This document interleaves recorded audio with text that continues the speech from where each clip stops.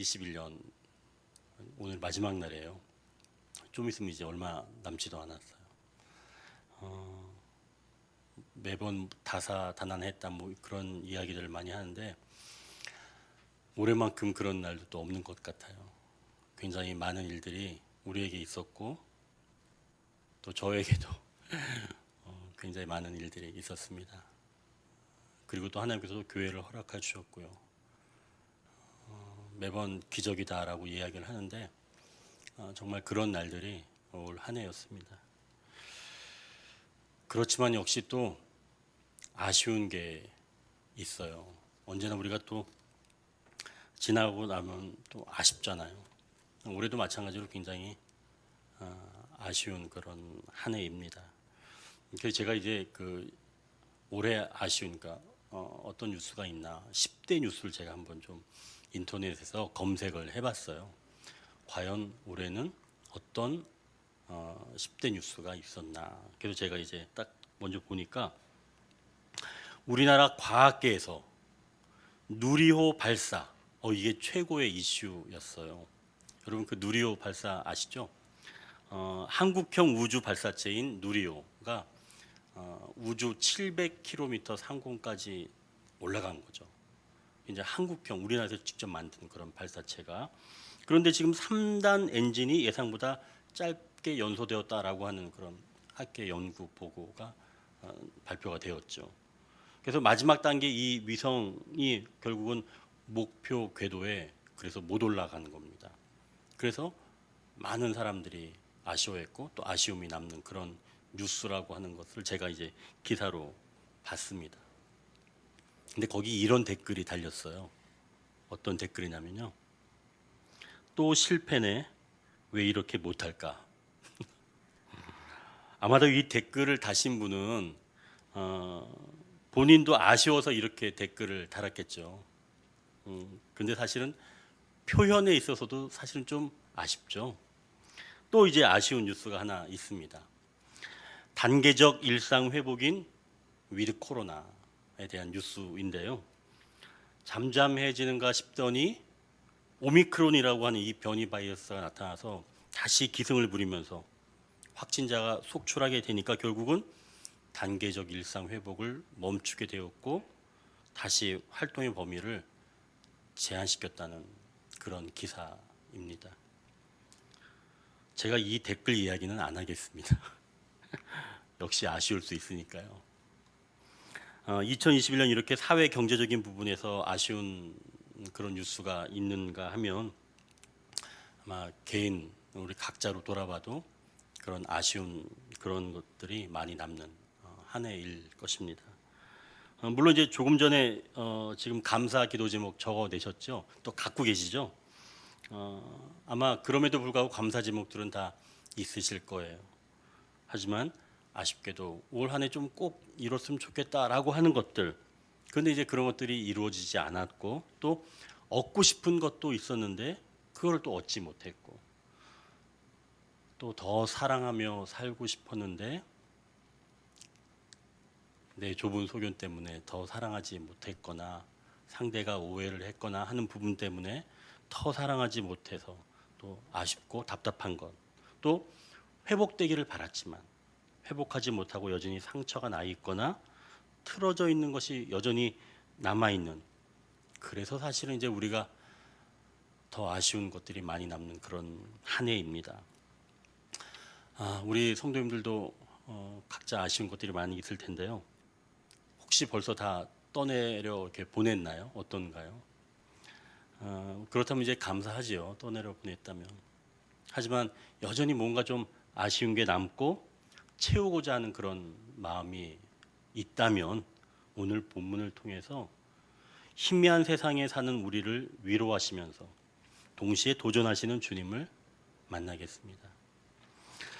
제가 오늘 본문을 계속 보면서 이 사도 바울이 마음이 어떨까 하는 그런 생각을 좀 계속 해봤어요. 사도 바울은 어떤 마음일까? 오늘 본문을 보면서 사도 바울은 지금 사실은 아쉬움을 느끼고 있는 겁니다. 우리와 동일한 거죠.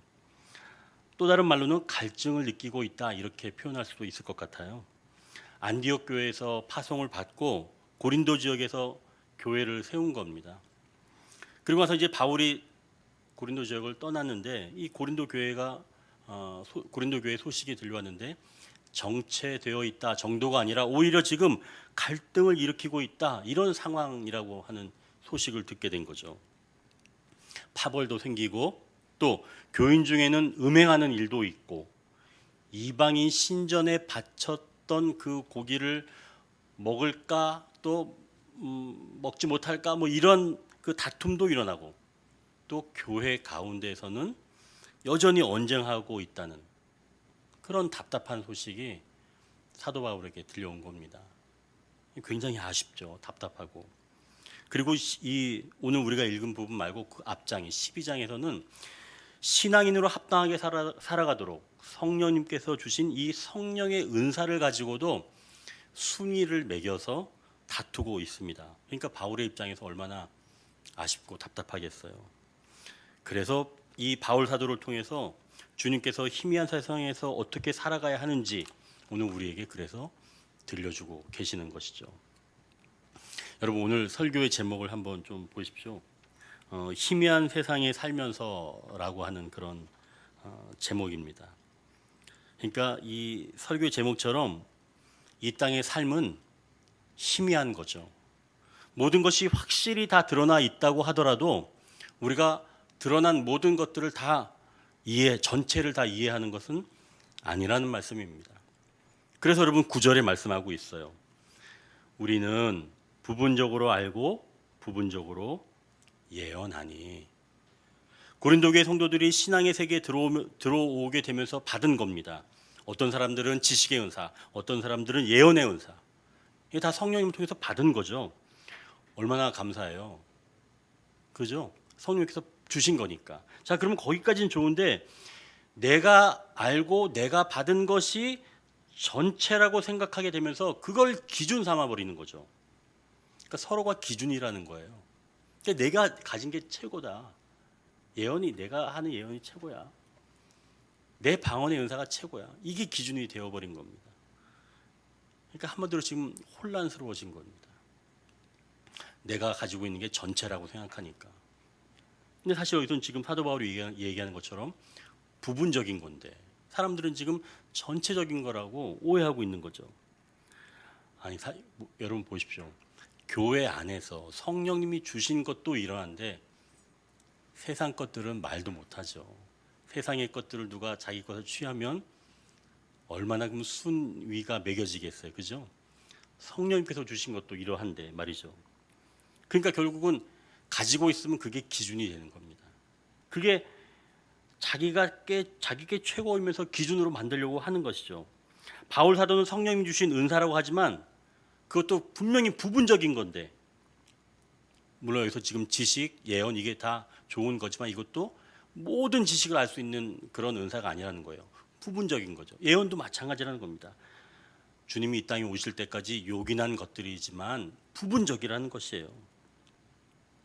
그래서 내가 가지고 있는 이 성령님이 주신 것도 지극히 제한적이며 부분적인 것이다 라고 생각을 해야 한다는 것이죠. 그런데 이게 내가 가지고 있는 것이 전체적인 것이다, 기준되는 것이다 라고 이렇게 주장하는 때는 언제일까요? 여러분 11절 한번 보십시오. 내가 어렸을 때 말하는 것이 어린아이와 같고 깨닫는 것이 어린아이와 같고 생각하는 것이 어린아이와 같다가 보니까 어렸을 때는 내가 가지고 있는 게 최고입니다. 절대 놓치지 않아요. 어렸을 때 내가 딱 가지고 있으면 그걸 빼앗기려고 하지 않습니다. 더 좋은 것을 얻을 수 있는데 손에 꽉 쥐고 놓지 않는 거예요. 그래서 아이가 500원짜리를 갖고 있잖아요. 너 그거 줘봐. 그럼 내가 이거 줄게. 그래서 10,000원짜리를 줘도 아이는 안 내놓습니다. 자기가 가지고 있는 500원짜리가 최고인 거예요. 더 높은 게 없는 거죠. 근데 우리가 알고 있는 것처럼 10,000원짜리가 또 높잖아요. 그렇죠? 근데 아이는 그냥 500원짜리예요. 10,000원짜리는 그냥 종이니까. 그러니까 자기가 가지고 있는 이 쇠붙이가 진짜라는 거죠. 또 아이들은 내가 울면 어른들이 달려오니까 내 중심으로 일이 돌아가게 되니까 자기가 지구의 중심인 줄 알고 있는 거죠. 그러니까 내가 다 알고 있고 내가 생각하는 어떤 상황이 가장 안정적이라는 바로 그러한 생각들.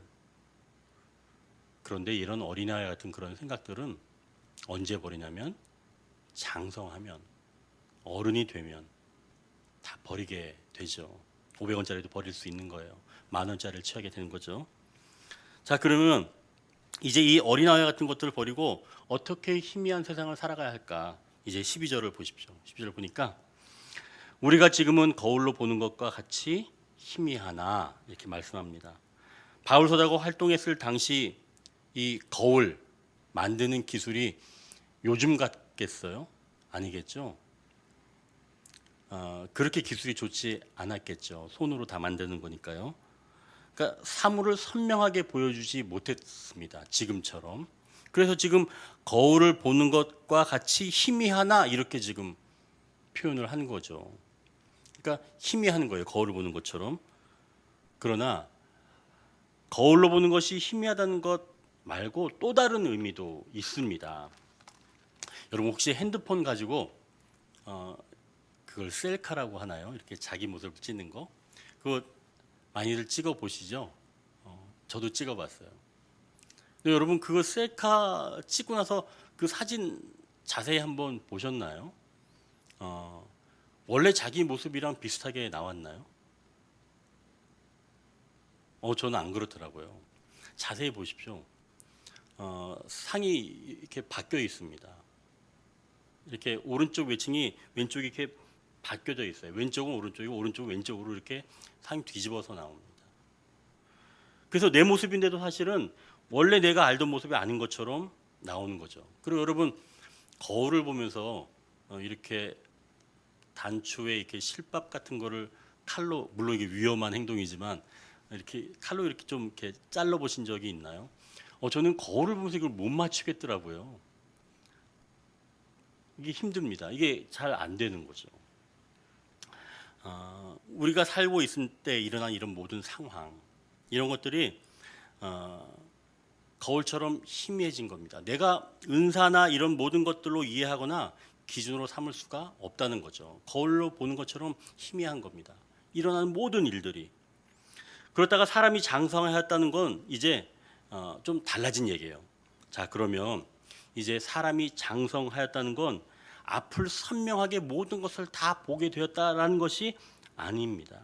그보다는 사람이 장성하였다는 것은 거울로 보는 것 같이 희미하다고 고백하는 때예요. 조금 전에 이야기했던 것처럼 거울로 보는 것, 그게 참 희미한 것인데 이제 장성하였다는 것은 내가 거울로 보는 것처럼 희미합니다라고 고백하는 때가 바로 장성한 때예요. 그건 어린아이 같은 때가 아니란 얘기죠. 그러니까 한마디로 말하면 내가 알고 있고 내가 가지고 있고 내가 지금 생각하는 그 모든 것이 완전한 것은 아니다라고 하는 고백하는 그때가 바로 장성한 때라는 거예요. 그래서 희미하다는 것은 희미하다고 솔직하게 고백하며 살아가는 겁니다. 이게 사실은 희미한 때 살아가는 세상적인, 그러니까 하나님이 주신 지혜겠죠. 나는 희미하게밖에 볼 수 없습니다라고 고백하는 겁니다. 저는 잘 선명하게 안 보입니다. 그렇게 고백하는 거죠. 근데 이게 사실 말이 쉬운가요? 말이 쉽지 않죠. 자기 고백인데요. 나는 부분적인 것밖에 잘 몰라요. 이렇게 고백하는 거잖아요. 이게 쉽지 않잖아요.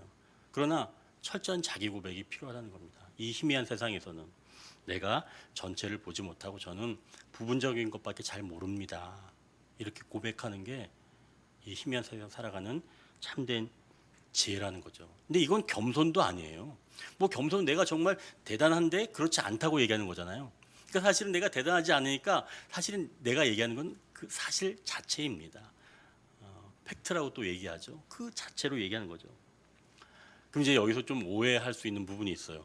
아니 그러면 하나님께서 무엇이든지 다 안 보여주시기 때문에, 감추었기 때문에 우리가 희미하게밖에 볼 수 없는 거 아닌가? 이렇게 오해할 수 있어요. 그런데 여러분 그렇진 않아요. 하나님께서는 분명히 우리 삶에서 전체를 다 보여주고 계십니다. 다만 우리의 눈이, 우리의 모든 감각들이 그것들을 제대로 볼 수 없도록 사실은 좀 가리워져 있는 거겠죠. 죄와 우리의 욕심 같은 것들로 가리워져 있는 겁니다. 자, 그러면 내가 온전히 알지 못하고 희미하게 아는 부분을 어떻게 이제 살아가야 할까? 그러니까 희미한 세상에 어떻게 살아갈까? 좀 전에는 이제 고백하면서 살아가야 하는데 이제 12절을 한번 보십시오. 12절 보니까 지금은 내가 부분적으로 아나 그때에는 주께서 나를 아신 것 같이 내가 온전히 알리라.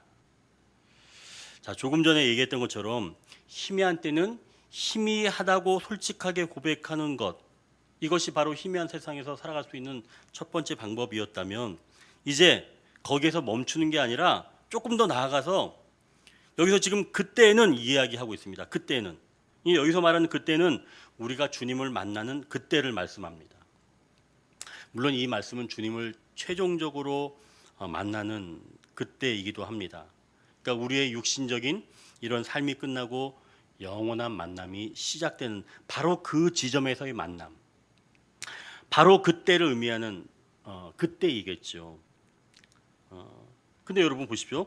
바로 그때에 주님께서 지금의 나를 아시는 것처럼 전부 알게 된다는 겁니다. 그러니까 내가 주님을 만나게 될 때 내가 지금 살고 있는 현재 이 희미한 상태에 대해서 전부 선명하게 알 수 있다는 거예요. 언제? 주님을 만날 때. 근데 주님은 벌써 지금 다 알고 계신다는 겁니다.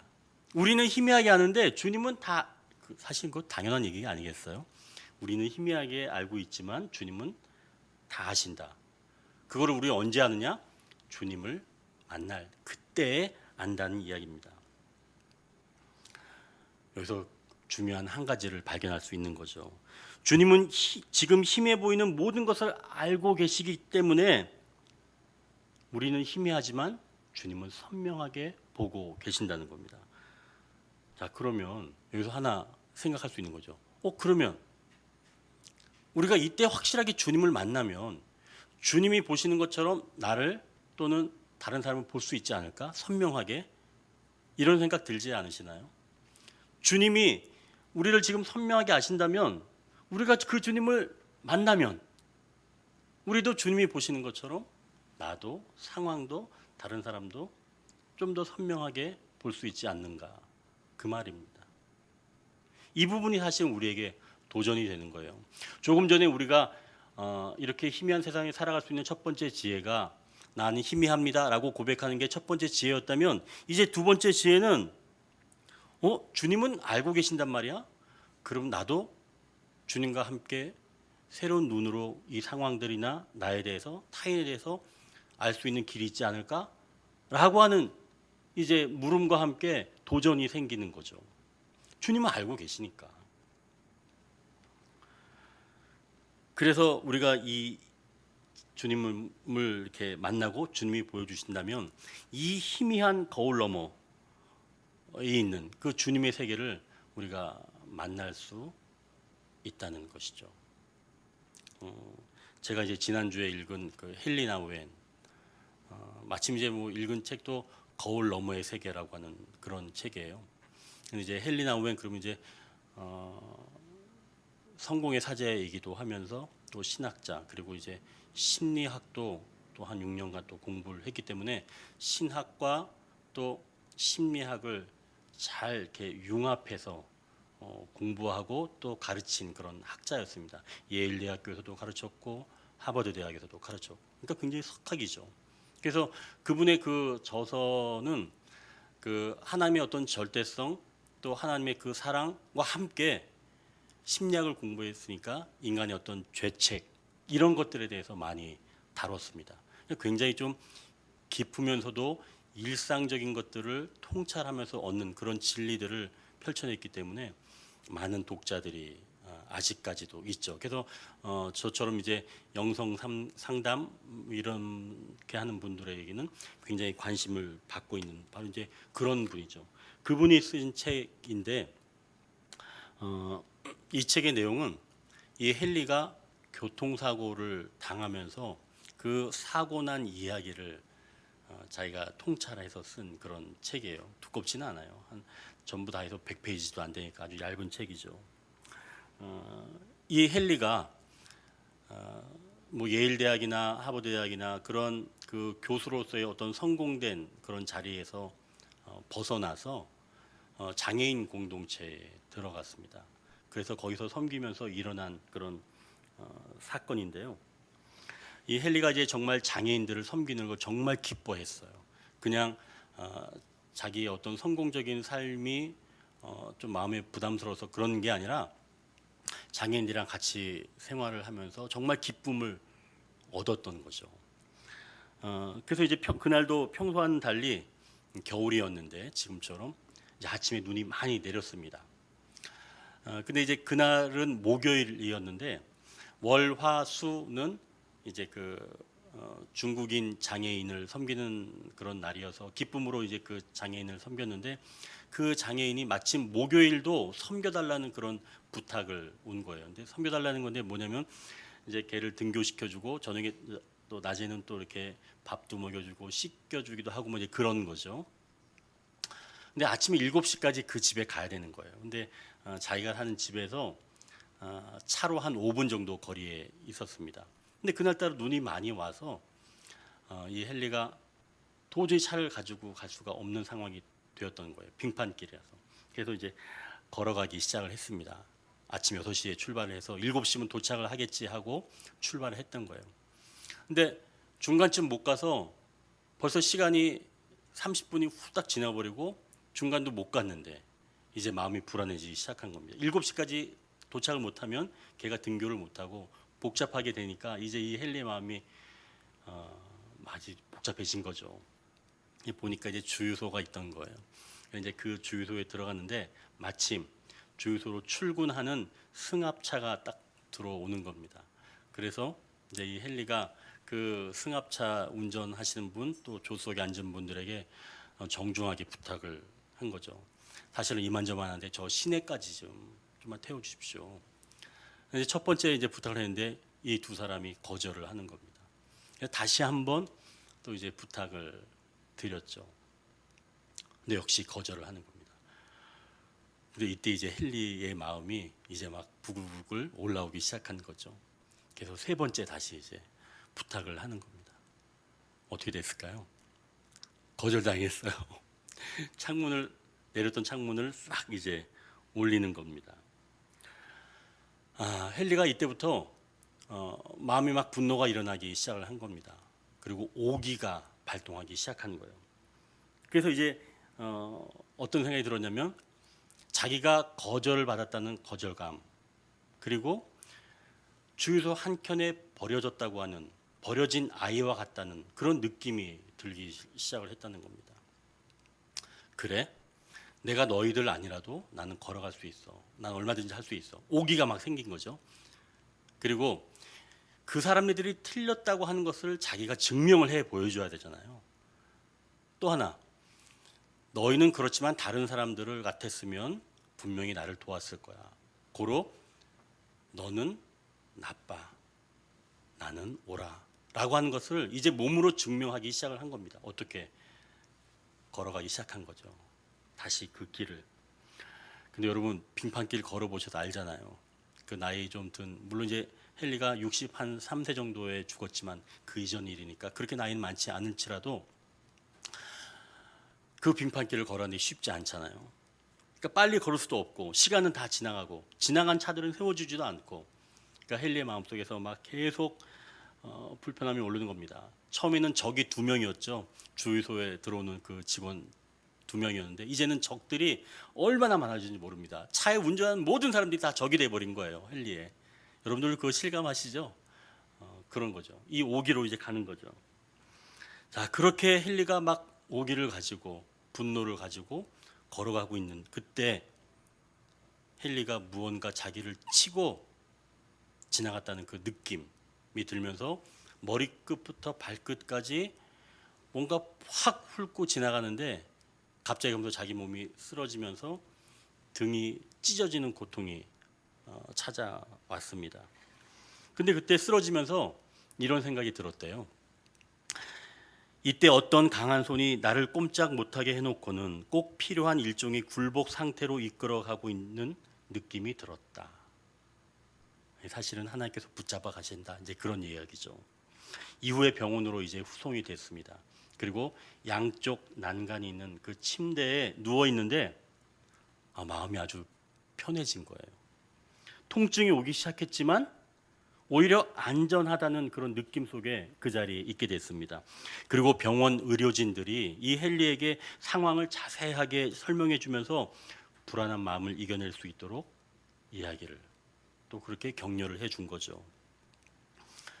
정말 희한한 거지만 병원에서 자신이 소중한 사람으로 취급받고 있다는 생각에 깊은 소속감을 느끼면서 편안하게 있게 되었다는 겁니다. 그리고 나서 이제 큰 수술이 시작되었어요. 헨리의 마음에 이제 내가 이 땅에서 마지막이겠구나 하는 그런 마음이 들었답니다. 근데 그때 불안하지 않고 오히려 그 너머의 세계가 어떤 세계일까라고 하는 궁금증이 들기 시작을 했다는 거예요.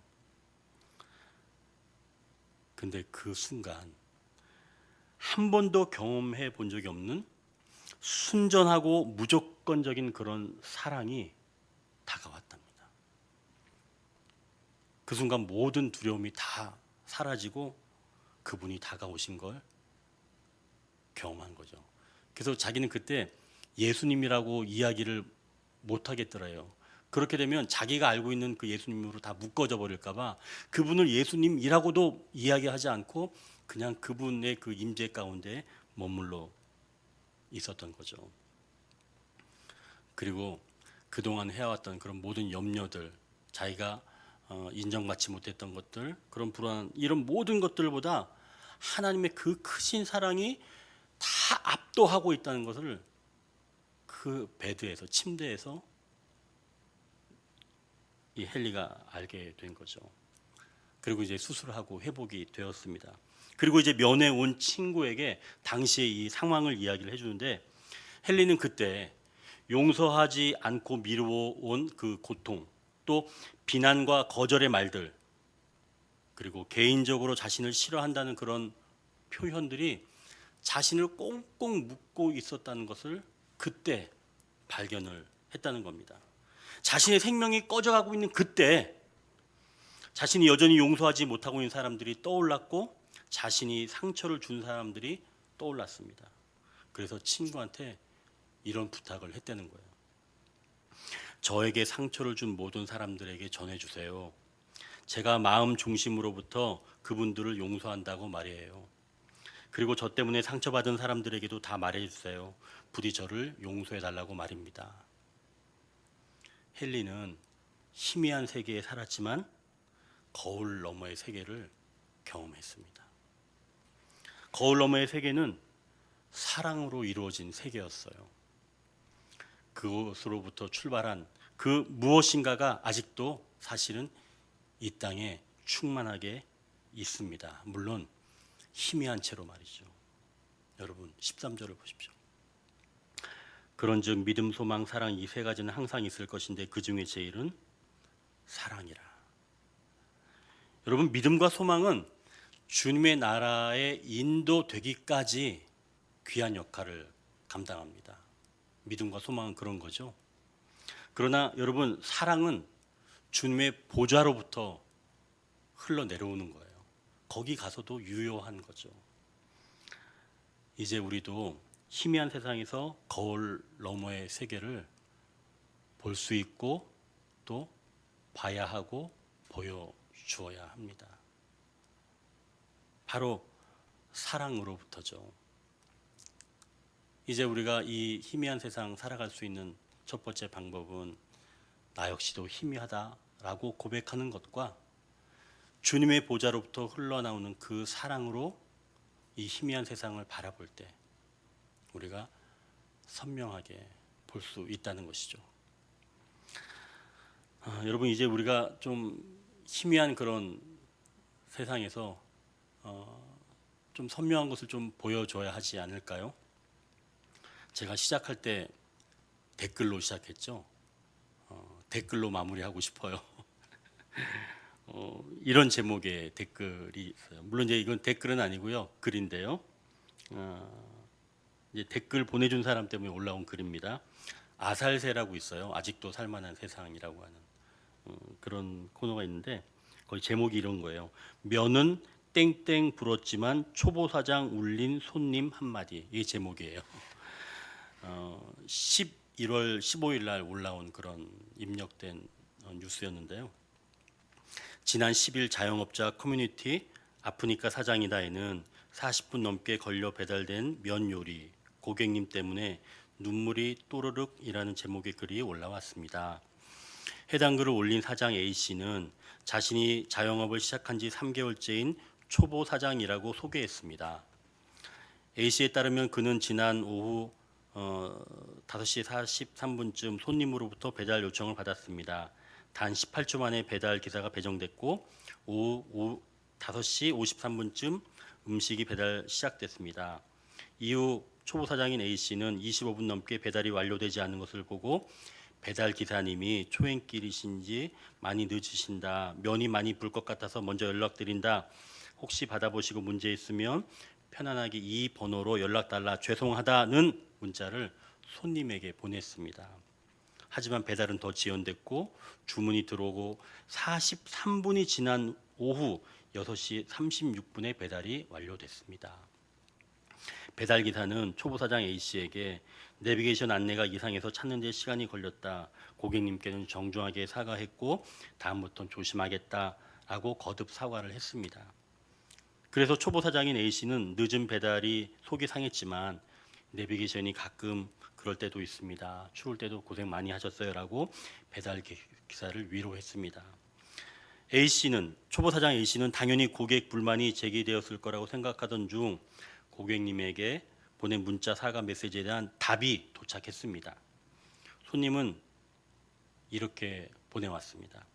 면이 많이 불고 식었지만 맛있게 먹었다. 이곳을 못 찾는 걸 이해하기에 걱정 안 하셔도 된다. 제가 시켜 먹었던 요리 중에서 제일 맛있습니다. 라고 하면서 오히려 칭찬 문자를 보내왔다는 겁니다. 이에 초보 사장 A씨는 고객님 문자에 너무 감동했다. 기회가 되시면 매장에 한번 방문해달라. 따끈따끈한 요리 한 그릇 대접해드리고 싶다. 오늘은 정말 미안하고 문자 감사하다고 답장을 했습니다. 그리고 나서 이제 이 초보 사장 A씨가 거기에 올려놓은 거예요. 밖은 다들 롱패딩 꺼내 입을 정도로 추운데 내 세상은 왜 이렇게 따뜻하고 이래도 되는 걸까? 그날의 사연을 전한 거죠. 그는 자영업자 3개월 차에 자꾸 실수하고 일을 너무 못해서 나 자신 때문에 울어도 봤다. 손님이 없어서 울었고 남편과 싸워서 울었고 처음으로 별점 3점 받아서 울었는데 또 몸이 힘들어서 속상하고 울고 싶을 때가 있었는데 오늘처럼 너무 따뜻해서 눈물이 나기는 처음이다라고 행복한 마음을 드러낸 내용이 아살새에 기록되어 있습니다. 여러분 2021년 한 해가 다 이제 얼마 남지 않았어요. 1분 정도 남은 것 같아요. 이제 다 갑니다. 우리가 희미한 세상 살아가는 방법은 우리 역시도 희미하다라고 고백하는 겁니다. 그리고 그 희미한 세상을 바라볼 수 있는 또 하나 방법은 주님의 보좌로부터 흘러나오는 그 사랑을 통해서 이 희미한 세상을 보는 것이죠. 그렇게 될 때 우리가 다 이해하지는 못하지만 그래도 그 사랑을 통해서 우리가 견뎌 갈 수 있다는 것이죠. 여러분, 우리가 살면서 완전한 세계를 보여줄 수는 없습니다. 그렇지만 적어도 그런 세계가 있다는 것쯤은 우리가 보여줄 수 있다는 것이죠.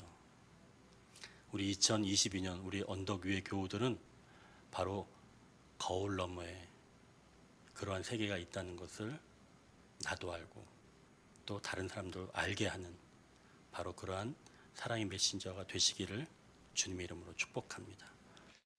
기도하겠습니다.